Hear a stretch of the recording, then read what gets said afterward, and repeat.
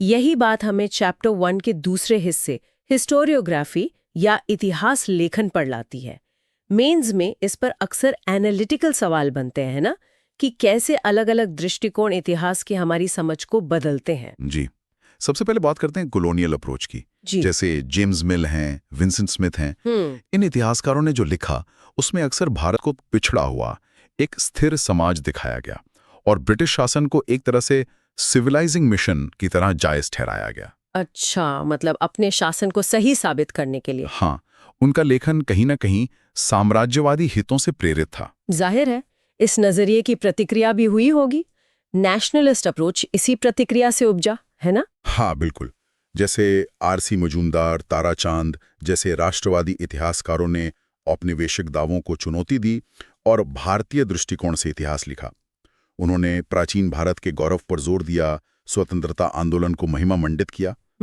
हालांकि इस कोशिश में कह सकते हैं कई बार वे अतिशयोक्ति या कुछ पहलुओं को नजरअंदाज करने की प्रवृत्ति भी दिखाते हैं। अच्छा, यानी एक पक्ष के जवाब में दूसरा पक्ष। हाँ, लेकिन क्या कोई ऐसा दृष्टिकोण भी था जो आर्थिक पहलुओं पर ज्यादा केंद्रित हो? हाँ, वो है मार्क्सिस्ट अप्रोच।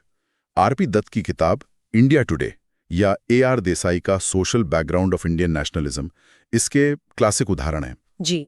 ये दृष्टिकोण आर्थिक शोषण, वर्ग संघर्ष मतलब क्लास स्ट्रगल और उत्पादन प्रणाली मोड ऑफ प्रोडक्शन को इतिहास की मुख्य चालक शक्ति मानता है। अच्छा। देसाई ने तो भारतीय राष्ट्रवाद को 5 चरणों में बांटा है, ये दिखाते हुए कि कैसे अलग-अलग वर्गों के हित आंदोलन से जुड़े या टकराए। ये दिलचस्प है।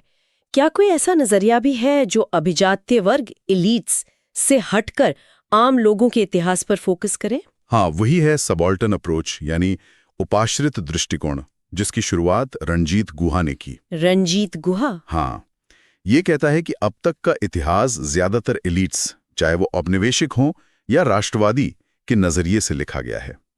इसमें किसानों, मजदूरों, आदिवासियों, महिलाओं की आवाज दब गई। सबाल्टर्न इतिहासकार इन्हीं नीचे के लोगों के प्रतिरोध और चेतना को सामने लाने की कोशिश करते हैं। वे राष्ट्रवाद की भी आलोचना करते हैं कि वो कैसे जाति, लिंग आदि के आधार पर शोषक हो सकता है। अच्छा, ये एक अलग पर्सपेक्टिव है बिल्कुल। और एक और दृष्टिकोण है कम्युनलिस्ट अप्रोच, जिसका जिक्र स्पेक्ट्रम में है। इसका आधार क्या था?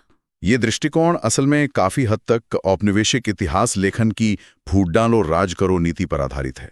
अच्छा। ये मानता है कि भारत में हिंदू और मुसलमान हमेशा से 2 अलग परस्पर विरोधी समुदाय रहे हैं, जिनके हित कभी एक नहीं हो सकते। इसी सोच ने सांप्रदायिक राजनीति को हवा दी और आखिरकार देश के बंटवारे में भूमिका निभाई। तो मेंस के लिए यहाँ टेक अवे ये है कि हमें इन सभी दृष्टिकोणों को समझना होगा, उनकी मुख्य बातें, उनके प्रमुख इतिहासकार और उनकी सीमाएं भी। जी बिल्कुल। कोई भी एक दृष्टिकोण पूरी सच्चाई नहीं बताता। एक अच्छा उत्तर लिखने के लिए इन सभी पर्सपेक्टिव्स की क्रिटिकल अंडरस्टैंडिंग जरूरी है। एकदम सही।